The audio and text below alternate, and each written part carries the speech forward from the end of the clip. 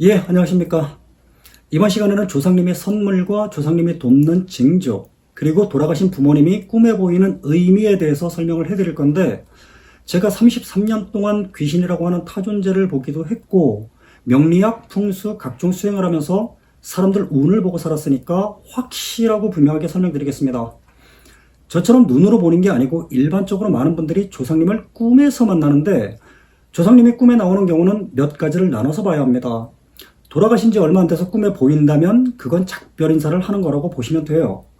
돌아가신 지 오래된 분이 꿈에 보인다면 셋 중에 하나인데, 오고 갈 곳이 없거나 자손이 걱정돼서이거나 자손에게 좋은 일이 있을 때입니다. 오고 갈 곳이 없는 경우는 대부분 화장해서 뿌렸을 때이고, 자손에게 좋은 일이 있을 때는 표정과 복장을 보시면 알 수 있습니다. 표정이 온화하거나 밝고 복장이 깨끗하다면 좋은 일이 있을 것이고, 표정이 어둡거나 또는 화를 내거나 복장이 허름하고 남루하다면 자손에게 좋지 않은 일이 생기거나 조상님이 불편한 경우입니다. 그리고 물에 젖은 모습을 보이거나 관이 물에 떠내려가는 꿈을 꾸신다면 산소에 문제가 있는 경우죠. 고민이나 선택을 해야 하는 상황에서 꿈에 조상님이 보인다면 결과는 생각보다 쉽게 예측이 가능한데, 꿈의 마지막 부분을 잘 보셔야 합니다. 꿈의 마지막 부분에서 조상님의 모습이나 행동이 좋은 모습이었다면 고민이 해결되거나 선택의 결과가 괜찮은 경우가 많고, 모습이나 행동이 좋지 않거나 계속 마음에 걸리면서 개운하지 않다면 고민이 깊어질 수도 있고 선택에 주의를 기울이셔야 합니다.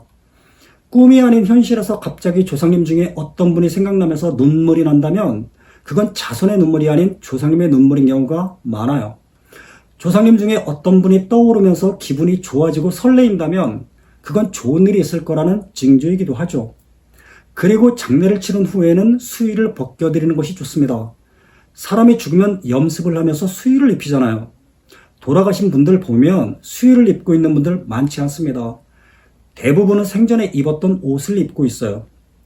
수의를 입고 있는 경우는 크게 두 가지 정도가 있는데, 산소를 이장할 때 자손들 꿈에 깨끗한 수의를 입고 나오는 경우가 있고, 산소 자리가 불편해서 자손들 꿈에 나올 때도 그렇습니다.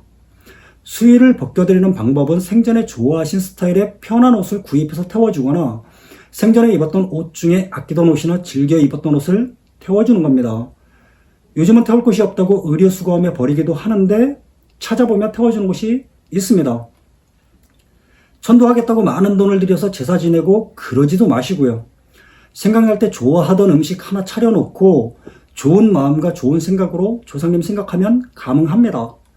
사실은 명절 차례나 기제사도 필요 없어요. 평소에 식사하면서 조상님 생각나면 밥 한 그릇, 국 한 그릇 놓고 수저 놓고 식사하세요. 또 조상님이 좋아하던 음식을 먹을 때면 수저 하나 옆에 놓고 드세요.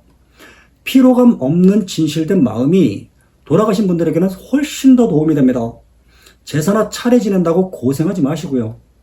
그리고 아셔야 하는 게, 귀신을 생각하거나 보면서 공포심을 느끼는 건 귀신이 무서운 존재라서가 아니고 죽은 사람의 공포심이에요. 그러니까 무서워하지 마세요. 참고로 죽은 사람들을 보면 죽음을 미리 준비한 분들은 공포심이 없어요.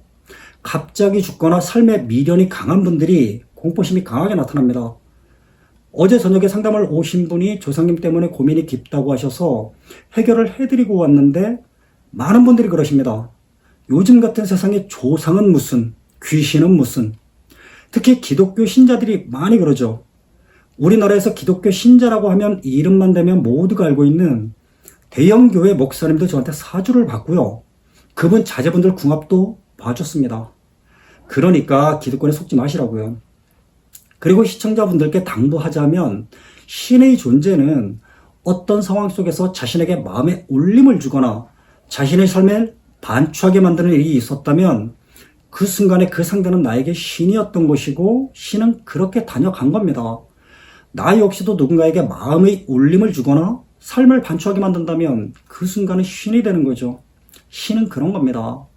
예수나 부처, 사이비 도판에서 말하는 신, 또는 기타 신들이나 무속에서 말하는 신, 목사, 스님, 신부, 무당, 사이비 도판의 수장에게 의지하거나 속박당하지 마시고 자유로워지십시오. 믿고 의지하니까 숙주가 되는 겁니다. 내가 인정하지 않으면 그 어떤 강력한 힘을 가진 신이라고 할지라도 내게 행사할 수 있는 영향력은 없어요.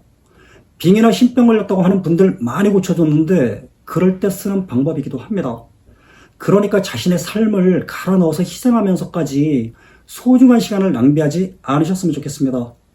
시청자분들 모두가 스스로 신이 되시기를 바라면서 이번 시간 여기까지만 하겠습니다.